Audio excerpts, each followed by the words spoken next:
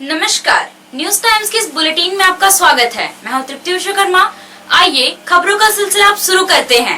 Bharatiya Janata party के संगठन को मजबूती प्रदान करने एवं सरकार की नीतियों के खिलाफ आंदोलन की रणनीति बनाने कोल्हान दौरे पर पहुंचे भाजपा के प्रदेश अध्यक्ष दीपक प्रकाश ने आज राज्य सरकार पर जमकर हमला किया। चाईबासा परिषद में प्रेस कॉन्फ्रेंस को संबोधित करते हुए राज्यसभा सांसद एवं भाजपा के प्रदेश अध्यक्ष दीपक प्रकाश ने राज्य में हेमंत सरकार को लगभग 1 वर्ष पूरा होने पर चुनाव में किए वादों को याद दिलाने लगे। उन्होंने कहा कि जनता पूछ रही है कि क्या हुआ तेरा वादा। वर्तमान राज्य की सरकार हेमंत सोरेन जी की सरकार का लगभग 1 वर्ष होने जा रहा है और अपनी 1 वर्ष की उनके पास कोई उपलब्धियों का कोई आंकड़ा है ही नहीं, क्योंकि 1 साल तक ये सरकार ने कोई काम किया ही नहीं। अब हम थोड़ा आपसे चर्चा करना चाहते हैं कि चुनाव के पहले उन्होंने जनता से कौन कौन से वायदे किए थे, उन वायदों का क्या हुआ और जनता आज उनसे पूछती है कि क्या हुआ तेरा वादा। चुनाव के समय हेमंत सोरेन द्वारा पहले साल में 5 लाख लोगों को नौकरी देने के वादे को याद दिलाते हुए सरकार पर आरोप लगाया गया कि इस सरकार ने एक भी नौकरी नहीं दिया, बल्कि जो पहले से नौकरी में थे उन्हें बेरोजगार कर दिया। हम सबको जानते हैं कि चुनाव के पहले उन्होंने मैनिफेस्टो में कहा था हम पहला वर्ष जो होगा शपथ ग्रहण के बाद का पहला वर्ष, उसमें हम 5 लाख लोगों को रोजगार देने का काम करेंगे। दुर्भाग्य से एक भी नौकरी राज्य की सरकार के द्वारा नहीं दी गई, बल्कि जो लोग कॉन्ट्रैक्चुअल बेसिस पर संविदा के आधार पर नौकरी कर रहे थे उनकी नौकरी भी समाप्त की गई। लोग धरने में बैठे, अनशन में बैठे मोराबादी मैदान पर, तो उन पर भी पुलिस का बर्बरतापूर्वक व्यवहार हुआ है। भाजपा के प्रदेश अध्यक्ष दीपक प्रकाश ने प्रदेश में बेरोजगारों को बेरोजगारी भत्ता देने एवं किसानों के कर्ज माफी किए जाने के वादों को भी पूरा नहीं करने पर हेमंत सरकार को घेरने का प्रयास किया। राज्य के बेरोजगारों को बेरोजगारी भत्ता दी जाएगी, 5,000 और 7,000 रुपये का उन्होंने घोषणा किया था। आज तक कोई एक बेरोजगार को भी भत्ता नहीं प्राप्त हुआ। उन्होंने अपने मैनिफेस्टो में घोषणा किया था कि हम पहली सरकार, जैसे सरकार बनेगी पहली कैबिनेट में किसानों के ऋण माफ कर दिए जाएंगे, लेकिन एक भी ऋण किसानों का माफ तो नहीं किया गया, बल्कि किसानों के जो उत्पादित अपने मेहनत के बल पर जो फसल तैयार किया गया है उस फसल को भी लेने से राज्य की सरकार इनकार कर रही है। राज्य सरकार द्वारा 4 लॉ एस खदानों को जेएमडीसी को दिए जाने पर सवाल उठाते हुए देश का सबसे बड़ा स्कैंडल करार दिया। उन्होंने कहा कि जेएसएमडीसी की आड़ में दक्षिण भारत की कंपनी को विशेष लाभ पहुंचाने का हेमंत सरकार प्रयास कर रही है। मैं आपको बताता हूं कि भारत का सबसे बड़ा स्कैंडल आपके क्षेत्र में होने जा रहा है। वो स्कैंडल शाह ब्रदर्स के नाम से होगा और साथ ही साथ हम कह सकते हैं कि एक दक्षिण भारतीय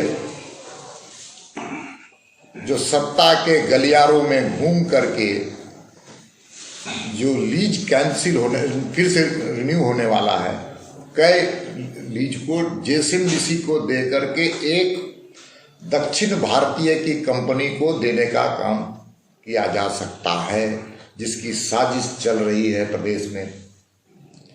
क्योंकि हम जेएसएमडीसी के चेयरमैन भी रह चुके हैं, हम जानते हैं कि जेएसएमडीसी की आधारभूत संरचना उतनी नहीं है जितनी माइंस उनको दी जाएगी तो अपने बलबूते पर वो काम कर पाएगी, इसलिए उसको अलॉट करा करके किसी एक व्यक्ति के हाथ में सारा माइंस को देने का भी षड्यंत्र किया जा रहा है।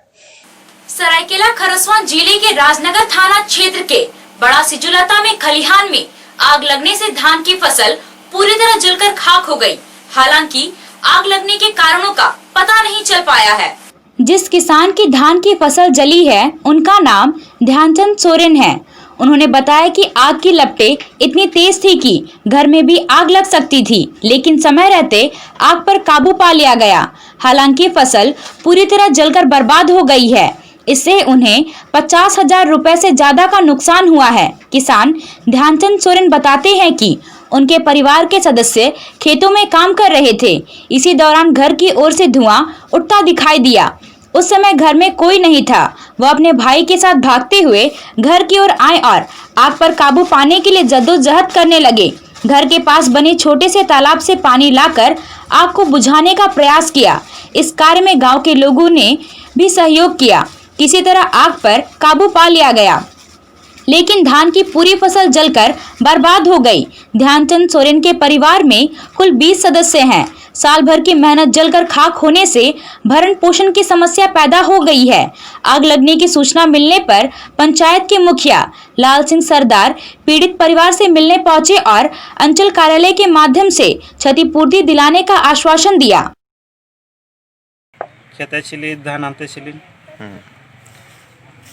আর কি করে আগুন লাগিছে ওটা আমরা না জানি। আর খেতেলে দেখছি যে ধোঁয়া লাগিছে। যখন আমরা ধোঁয়া দেখলিন আসলিন আর সবকা মিলিমিশি জল হানি করে বুতালিন। 40-50 হাজার সাতপুরা এক বছরে কতক্ষণ লাগিয়েছিল ওটা নাই জানি কি আমরা দেখলি ধোঁয়া উঠছে পুরা। হ্যাঁ তো বাদে দেখলি কোনে আমরা ঘটকি আসলি নাই। হ্যাঁ তো আর পরে আসলিন সকল লোক আর জল ঢাললি যে নিমান ওই ব্যাগ 10-12 পুরা রকম মানে সাল ভরের ইয়াটা अंदर গেল জলদি। ये हमारा यहाँ का बड़ा सजिल होता है का ही एक वार्ड मेंबर तुरंत जाके 3:30 बजे हमको इन्फॉर्मेशन किया। इन्फॉर्मेशन करने के बाद हम तुरंत आया, देखा कि आते आते वक्त तो उसका पूरा खार हो चुका है। बहुत सारे इन लोग का जो पर साल का जो अनाज है ना, पूरा अनाज ख़त्म हो गया है। करीबन इन लोग का देखा जाए तो मोटा मोटी 40-50 हज़ार रुपया लॉस हो गया है। ये दयनीय स्थिति है। ये लोग डेली खाट के खाता है और हम चाह रहे हैं कि मेरा पंचायत और अंचल से कुछ इन लोग को सुविधा हम दिलाएंगे। केंद्र सरकार के कृषि कानून को वापस लेने और देश की राजधानी दिल्ली में चल रहे किसान आंदोलन के समर्थन में कांग्रेस पार्टी की ओर से जिला मुख्यालय चाईबासा से लेकर प्रखंड मुख्यालयों तक आज धरना प्रदर्शन किया गया। चाईबासा में अनुमंडल कार्यालय के सामने नगर कांग्रेस कमेटी की ओर से धरना दिया गया, जिसमें महिला कांग्रेस की जिला अध्यक्ष नीला नाग, जिला प्रवक्ता जितेंद्र नाथ ओझा, नगर अध्यक्ष मुकेश कुमार सहित अन्य कार्यकर्ता शामिल हुए। वहीं चक्रधरपुर प्रखंड कार्यालय के सामने कांग्रेस कार्यकर्ताओं ने धरना दिया। इस दौरान कांग्रेस के कार्यकारी जिला अध्यक्ष अंबर राय चौधरी, सांसद प्रतिनिधि राजकुमार रजक, त्रिशानु राय, अभिजीत चटर्जी, प्रखंड अध्यक्ष विजय सिंह सामर्ड, चक्रधरपुर नगर अध्यक्ष संजय कुमार सहित अन्य लोग मौजूद रहे। इसके अलावा जिले के अन्य प्रखंड मुख्यालयों में भी कांग्रेस के कार्यकर्ताओं द्वारा धरना प्रदर्शन किया गया। कांग्रेस का कहना है कि भाजपा सरकार किसान विरोधी कृषि कानून बनाकर किसानों की आजीविका पर हमला कर रही है। इन कानूनों से किसानों का नहीं बल्कि पूंजीपतियों का भला होगा। किसानों को न्यूनतम समर्थन मूल्य नहीं मिल पाएगा। सरकारी कृषि मंडी अस्वस्थ हो जाएंगी। निजी कृषि मंडी फसलों की कीमतें तय करेंगी। इससे अनाज का भंडारण और जमाखोरी बढ़ेगा। कॉन्ट्रैक्ट फार्मिंग के द्वारा किसानों का शोषण किया जाएगा।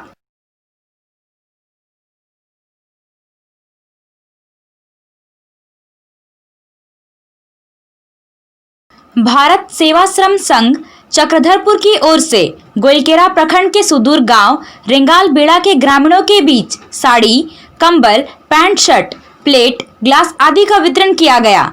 बच्चों के बीच बिस्किट का वितरण किया गया। एक दिन पहले संघ की ओर से गुदड़ी प्रखंड के बिरहोर कॉलोनी लोढ़ाई में भी ग्रामीणों के बीच गर्म कपड़े का वितरण किया गया था। मारवाड़ी युवा मंच और जागृति शाखा की ओर से अग्रसेन जयंती समारोह के मौके पर आयोजित प्रतियोगिता के विजेता को पुरस्कृत किया गया। कोविड-19 संक्रमण के खतरे को देखते हुए प्रतियोगिताओं का आयोजन ऑनलाइन किया गया था। आज रुंका मैरिज हाउस में प्रतियोगिता के विजेताओं को सम्मानित किया गया। अग्रसेन जयंती के मौके पर भाषण, नृत्य, फैंसी ड्रेस, थाली सजाओ सहित कई तरह की प्रतियोगिताओं का आयोजन किया गया था। मंच के पूर्व राष्ट्रीय अध्यक्ष बलराम सुल्तानिया, प्रांतीय सहायक मंत्री अशोक विजयवर्गीय, पूर्व अध्यक्ष अनिल मुरारका, ओम प्रकाश केडिया, श्वेता जालान, प्रशांत मेहता सहित अन्य सदस्यों द्वारा सफल प्रतिभागियों को पुरस्कार दिया गया। वनाधिकार पट्टा के लिए प्राप्त प्रतिवेदन की समीक्षा आज उपायुक्त अरवा राजकमल ने की। पश्चिमी सिंहभूम जिले में अभी तक 1000 व्यक्तिगत और 50 सामुदायिक वनाधिकार पट्टा का आवेदन प्राप्त हुआ है। आज हुई समीक्षा बैठक से सभी वंचित लाभुकों की इस योजना से आच्छादित करने के लिए एक बार फिर से विशेष अभियान चलाने का निर्णय लिया गया। समीक्षा बैठक में सभी वन प्रमंडल पदाधिकारी, ITDA निदेशक, अपर उपायुक्त और सभी अंचलाधिकारी शामिल रहे। 2005 के पहले से जो लोग वन भूमि पर रह रहे हैं या उसका इस्तेमाल किसी भी रूप में कर रहे हैं, उन्हें सरकार उस जमीन को पट्टा के रूप में आवंटित कर रही है। उपायुक्त अरवा राजकमल ने बताया कि अभी भी बहुत सारे आवेदन भौतिक सत्यापन और अन्य कारणों से ग्राम सभा स्तर पर लंबित हैं। ऐसे सभी आवेदन को प्राप्त करने का निर्देश अनुमंडल पदाधिकारियों को दिया गया है।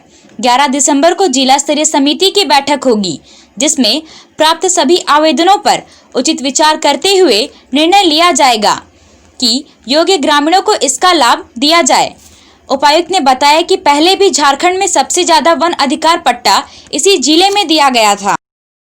राज्य सरकार का प्राथमिकता है जितने भी ग्रामीण वनाधिकार पट्टा के लिए योग्य हैं उसके क्राइटेरिया फुलफिल करते हैं, परंतु अभी तक उस लाभ नहीं ले पाए हैं। वैसे सभी ग्रामीणों को ग्राम सभा के माध्यम से चयनित करते हुए जब सरकार का एक वर्ष पूरा होगा उस समय जो कार्यक्रम के रूप में आयोजित करते हुए सभी को अपना हक के लिए जो फॉरेस्ट राइट एक्ट का पट्टा का वितरण कराने का अधिक उद्देश्य है। उसी को आगे बढ़ाते हुए अभी तक इस जिला में 1000 से ज़्यादा दावा, व्यक्तिगत दावा आ चुका है और 50 से ज़्यादा की संख्या में सामुदायिक पट्टा के लिए भी दावा आ चुके हैं। अभी भी समय है, हम लोग प्लान कर रहे हैं कि फिर एक और ड्राइव चलाकर आज सभी अंचल अधिकारी, अनुमंडल पदाधिकारी और सभी जिला के वरीय पदाधिकारी जैसे DFOs और PDI, TDA और ADC सभी के साथ हम लोग मीटिंगें किए हैं। इसमें जो अभी तक जो प्रगति हुई है अंचलवार उसका रिव्यू किया गया और कई ग्राम सभा के स्तर पे कई सारे आवेदन अभी भी लंबित हैं। अभी फील्ड वेरिफिकेशन के कारण या कुछ प्रक्रियात्मक त्रुटि के कारण अभी तक अनुमंडल तक नहीं पहुंचा है। तो बहुत जल्दी सभी अनुमंडल में ऐसा जितने भी ग्राम सभा की कार्यवाही है, दावा है, उसको प्राप्त करने का निर्देश दिया गया है। हम लोग प्लान कर रहे हैं कि जिला स्तर पे 11 तारीख को एक बैठक करेंगे। जो डिस्ट्रिक्ट लेवल कमेटी जो होगा फॉरेस्ट राइट्स एक्ट का, उसमें विचार करते हुए हम लोग निर्णय लेंगे। इसी के साथ साथ अनुमंडल लेवल पे भी जितने कमेटियां हैं सभी बैठक करते हुए एक अच्छा एक बेनिफिट ऑफ डाउट संबंधित किसान, संबंधित ग्रामीणों को देते हुए उनका जो दावा है उसका वेरिफिकेशन करते हुए बहुत जल्दी उनका वनाधिकार पट्टा का लाभ दें। और ज़्यादातर हम लोग जानते हैं कि जो भी वन क्षेत्र हैं इस जिला में, पूर्व में भी सबसे ज़्यादा संख्या में पूरे झारखंड में इस जिला में वनाधिकार पट्टा दिया गया था। अभी भी बहुत सारे स्कोप है। कई सारे गांव में अगर आप जाएंगे तो वन क्षेत्र में गोचर के रूप में उसको यूज़ कर रहे हैं या कुछ माइनर फॉरेस्ट प्रोड्यूस संकलन करने के लिए भी उसको इस्तेमाल ग्रामीणों का द्वारा किया जा रहा है। तो वैसे सभी गांव के जितने भी वन क्षेत्र हैं, जंगल झाड़ी भूमि है, उसको भी उनको एक पट्टा के रूप में वनाधिकार समिति को देने का हम लोग निर्णय लिए हैं। मतदाता सूची विशेष संक्षिप्त पुनरीक्षण कार्यक्रम की समीक्षा उपायुक्त ने की। 5 और 6 दिसंबर को जिले के सभी बूथों पर मतदाता सूची पुनरीक्षण का कार्यक्रम चल रहा है। जिन मतदाताओं का नाम मतदाता सूची में नहीं है या जो व्यक्ति 1 जनवरी 2021 में 18 वर्ष की आयु सीमा पार करेंगे, वैसे सभी लोगों को मतदाता सूची में जोड़ने का काम चल रहा है। उपायुक्त अरवा राजकमल ने सभी जिला वासियों से अपील किया है कि वह निर्धारित तिथि में अपने मतदान केंद्र पर जाकर वहां उपस्थित बूथ लेवल पदाधिकारी के माध्यम से अपना आवेदन जमा कराएं।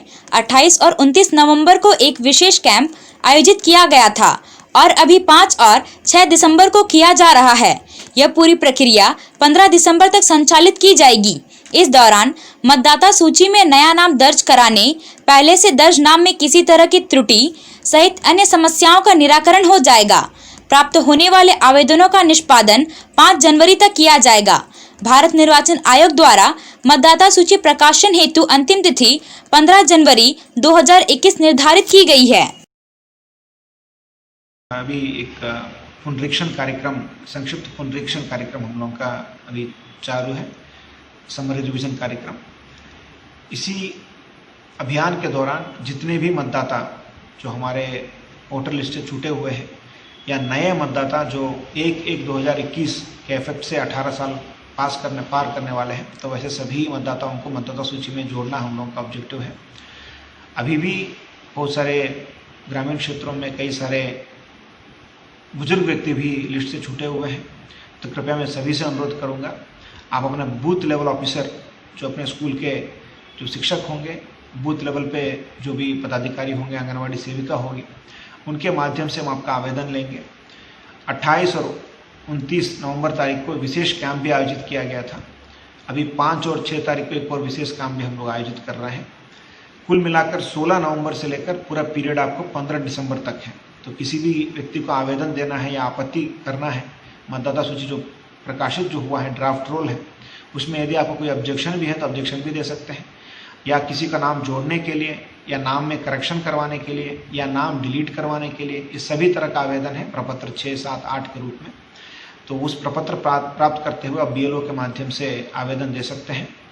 इसका फिर एक लीगल प्रक्रिया है, इसको डिस्पोजल करने के लिए electoral registration officer claims and objections को 5 जनवरी तक डिस्पोज करेंगे। जो सही माना जाता है वेरिफिकेशन के बाद उसको वोटर लिस्ट में जोड़ा भी जाएगा। इसी तरह फाइनल हम लोगों का ऑब्जेक्टिव है कि फाइनल पब्लिकेशन जो इलेक्शन कमीशन ऑफ इंडिया के द्वारा निर्धारित तिथि 15 जनवरी 2021, उस दिन हम लोग अंतिम सूची भी निकालेंगे। आज के लिए बस इतना ही। कुछ और खबरों के साथ हम फिर हाजिर होंगे। तब तक न्यूज टाइम्स की पूरी टीम को दीजिए इजाजत। नमस्कार।